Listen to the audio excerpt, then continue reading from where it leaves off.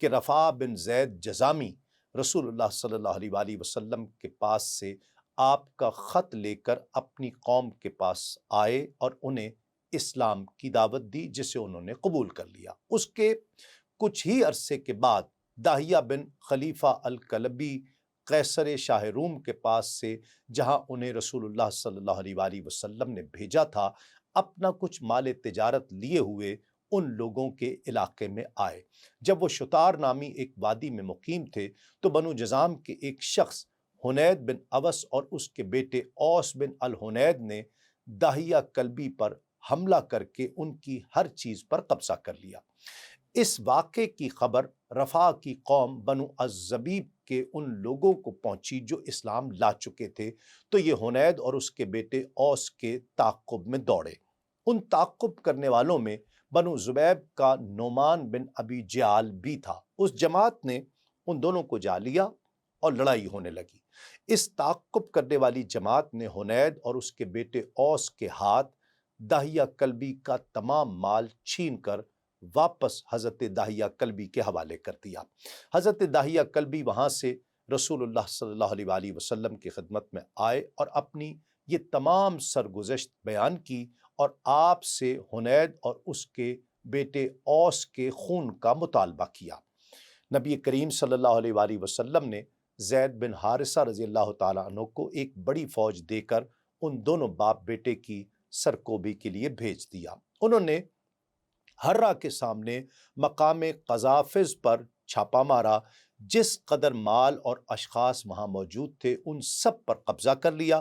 انہوں نے حنید اور اس کے بیٹے بنو الاحنف کے 2 آدمیوں اور بنو زبیب کے ایک شخص کو قتل کر دیا اور کئی افراد کو قیدی بنا کر ان کے اموال کو بھی اپنے قبضے میں لے لیا۔ ناظرین کرام، اسی دوران سوید بن زید جذامی، رفاع بن زید اور قافلے کے سرکردہ افراد اسی شب سفر کر کے مدینہ منورہ آئے۔ پھر رسول اللہ صلی اللہ علیہ وآلہ وسلم کی خدمت میں پہنچے۔ انہوں نے دیکھ کر آپ صلی اللہ علیہ وآلہ وسلم نے ہاتھ کے اشارے سے ان سے کہا کہ لوگوں کے پیچھے سے گھوم کر میرے پاس آ جاؤ۔ جب رفاع بن زید نے اپنا قبر بند کھولا تو کسی نے کہا کہ اے اللہ کے نبی، یہ لوگ جادوگر ہیں۔ اس جملے کو اس نے 2 مرتبہ کہا۔ اس پر رفاع نے شکایت بھرے لہجے میں کہا، اللہ اس پر رحم کرے جو آج ہمارے ساتھ بھلائی نہ کرے۔ اس کے بعد رفاع نے رسول اللہ صلی اللہ علیہ وآلہ وسلم کو آپ کا وہ خط جو آپ نے بطور امان اسے لکھ کر دیا تھا، آپ کی خدمت میں پیش کیا اور کہا، یا رسول اللہ، آپ کا یہ خط پرانا ہے مگر خط کے برعکس بدعہدی نئی ہے۔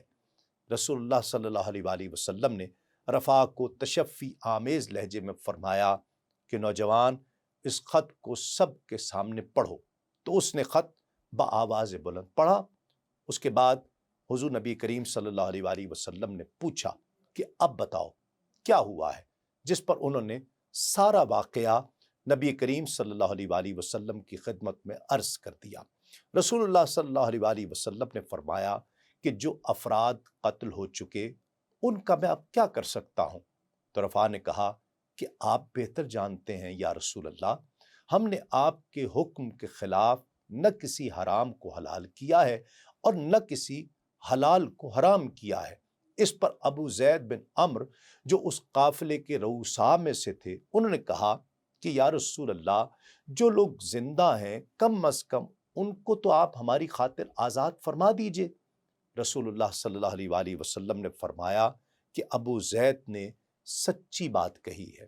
اچھا علی، تم ان کے ساتھ زید بن حارثہ کے پاس چلے جاؤ اور قیدی رہا کرا دو۔ حضرت علی المرتضیٰ رضی اللہ تعالیٰ عنہ نے عرض کی کہ یا رسول اللہ، ہو سکتا ہے زید بن حارثہ میری بات نہ مانے۔ تو آپ نے فرمایا میری تلوار لے لو اور اسے بطور نشانی دکھا دینا۔ تو حضرت علی المرتضیٰ رضی اللہ تعالیٰ عنہ نے آپ کی تلوار لے لی۔ وہاں سے چل کر یہ سب زید بن حارثہ رضی اللہ تعالیٰ عنہ کے لشکر کے پاس پہنچے اور جس قدر لوٹ کا مال و متاع تھا وہ سب بھی رفاع بن زید اور دیگر کو واپس کرا دیا۔